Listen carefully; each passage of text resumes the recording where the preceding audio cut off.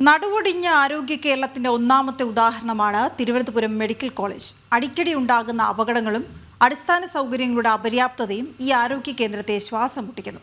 കെടുകാര്യസ്ഥത നിറഞ്ഞ ആശുപത്രി മാനേജ്മെന്റും ആരോഗ്യവകുപ്പുമാണ് മെഡിക്കൽ കോളേജിന്റെ ഇന്നത്തെ അവസ്ഥയ്ക്ക് ഉത്തരവാദികൾ. ഇത് തെക്കൻ കേരളത്തിലെ ഏറ്റവും പ്രധാനപ്പെട്ട ആരോഗ്യ കേന്ദ്രം. പരാതികളും പരാധീനതകളും മാത്രമുള്ള തിരുവനന്തപുരം മെഡിക്കൽ കോളേജ്. പൊട്ടിത്തെറിക്കുന്ന ഓക്സിജൻ സിലിണ്ടറുകൾ, പാതി വഴിയിൽ നിലയ്ക്കുന്ന ലിഫ്റ്റുകൾ, കാര്യമില്ലാത്ത കാത്ത് ലാബുകൾ. ആള് കൂടിയാൽ ഇവിടെ കിടക്കാൻ ബെഡുകളില്ല, ചികിത്സിക്കാൻ ആരോഗ്യ പ്രവർത്തകരില്ല. ഒരു കാലത്ത് ലോകോത്തരമെന്ന് അവകാശപ്പെട്ട തിരുവനന്തപുരം മെഡിക്കൽ കോളേജിന് ഇതെന്തുപറ്റി? ജനം TV അന്വേഷിക്കുന്നു.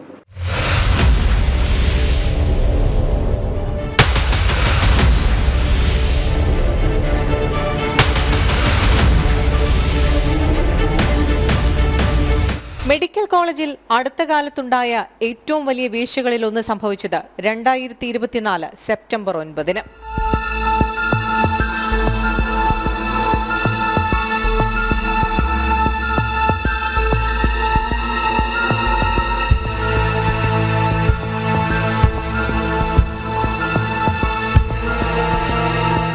വൈദ്യുത പാനൽ തകരാർ മൂലം SAT പൂർണ്ണമായും ഇരുട്ടിലായത് മണിക്കൂറുകളോളം. മെഴുകുതിരി വെട്ടത്തിൽ പ്രസവ ശസ്ത്രക്രിയ, ന്യൂബോൺ ICUവിലടക്കം നവജാത ശിശുക്കളെ പ്രവേശിപ്പിച്ചിരുന്ന അടിയന്തര വിഭാഗങ്ങളിൽ എവിടെയും വൈദ്യുതി ഇല്ലാത്ത അവസ്ഥ. ജീവൻ രക്ഷാ ഉപകരണങ്ങളിൽ പലതിന്റെയും പ്രവർത്തനം നിലച്ചു. പിന്നാലെ സംഘർഷാവസ്ഥ.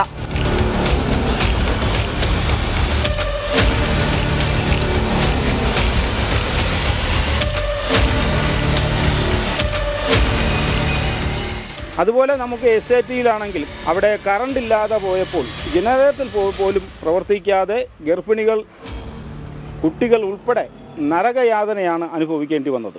അപ്പോൾ ലേബർ റൂമിൽ പോലും മെഴുകുതിരി വെട്ടത്തിൽ പ്രസവം നടന്ന ഒരു ദയനീയ അവസ്ഥ ഈ തിരുവനന്തപുരം മെഡിക്കൽ കോളേജിൽ ഉണ്ടായിട്ടുണ്ട്.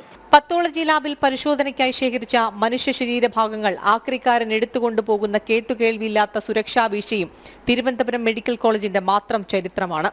താൽക്കാലിക ജീവനക്കാരനെ സസ്പെൻഡ് ചെയ്തു എന്നതിനപ്പുറത്തേക്ക് സാമ്പിൾ ശേഖരണത്തിലും ട്രാൻസ്പോർട്ടേഷനിലും കർശന മാനദണ്ഡങ്ങൾ കൊണ്ടുവരാൻ പോലും അധികൃതർ തയ്യാറായില്ല. ഓക്സിജൻ സിലിണ്ടർ പൊട്ടിത്തെറിച്ച് ജീവനക്കാരിക്ക് ഗുരുതരമായി പരിക്കേറ്റതും ഇതേ മെഡിക്കൽ കോളേജിൽ.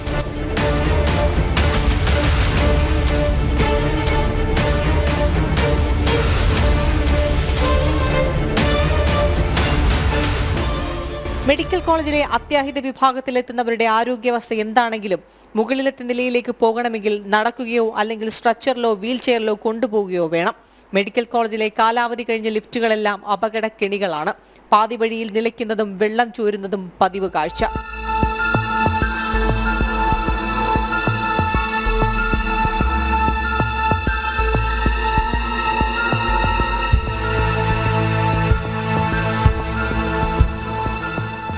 പ്രതിദിനം നൂറുകണക്കിന് ഹൃദ്രോഗികളെത്തുന്ന മെഡിക്കൽ കോളേജിലെ കാത്ത് ലാബ് പണിമുടക്കിയിട്ടും മാസങ്ങളായി.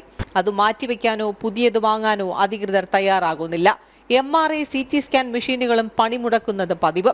തിരുവനന്തപുരം മെഡിക്കൽ കോളേജിലെ MRI മെഷീന് 13 വർഷത്തെ കാലപ്പഴക്കമുണ്ട്. രക്തക്കുഴൽ സംബന്ധിച്ച് ചികിത്സ നൽകുന്ന ഇന്റർവെൻഷണൽ റേഡിയോളജി വിഭാഗത്തിന്റെ പ്രവർത്തനങ്ങളും ഇടയ്ക്കിടെ താറുമാറിലാകും. രോഗനിർണയം നടത്തുന്നതിന് വേണ്ടിയുള്ള ലാബുകൾ, ആ ലാബുകളുടെയൊക്കെ അവസ്ഥ വളരെ പരിതാപകരമാണ്. അതുപോലെ നമ്മുടെ മെഡിക്കൽ കോളേജിലെ കാർഡിയോളജി വിഭാഗത്തിൻ്റെ കാത്ത് ലാബ് 2 ഉണ്ടായിരുന്നു.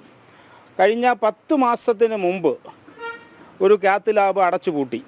അന്ന് ബന്ധപ്പെട്ട അധികാരികൾ പറഞ്ഞത് 90 ദിവസത്തിനുള്ളിൽ പുതിയ കാത്ത് ലാബ് പ്രവർത്തനം ആരംഭിക്കും എന്നാണ് ആശുപത്രി സൂപ്രണ്ടും KHRWCൻ്റെ MDയും ഉൾപ്പെടെ പറഞ്ഞത്. പക്ഷേ 3 മാസം പറഞ്ഞ കാലാവധി 10 മാസം കഴിഞ്ഞിട്ടും ഈ ആശുപത്രിയിലെ കാത്ത് ലാബിൻ്റെ പ്രവർത്തനം, ഒരു കാത്ത് ലാബ് മാത്രം പ്രവർത്തിക്കുകയും മറ്റൊന്ന് പ്രവർത്തനരഹിതമായിരിക്കും. അതിലൂടെ എനിക്ക് തോന്നുന്നു ആയിരക്കണക്കിന് രോഗികളാണ്, കാർഡിയോളജി രോഗികളാണ് ചികിത്സ നിഷേധിക്കപ്പെടുന്നത്.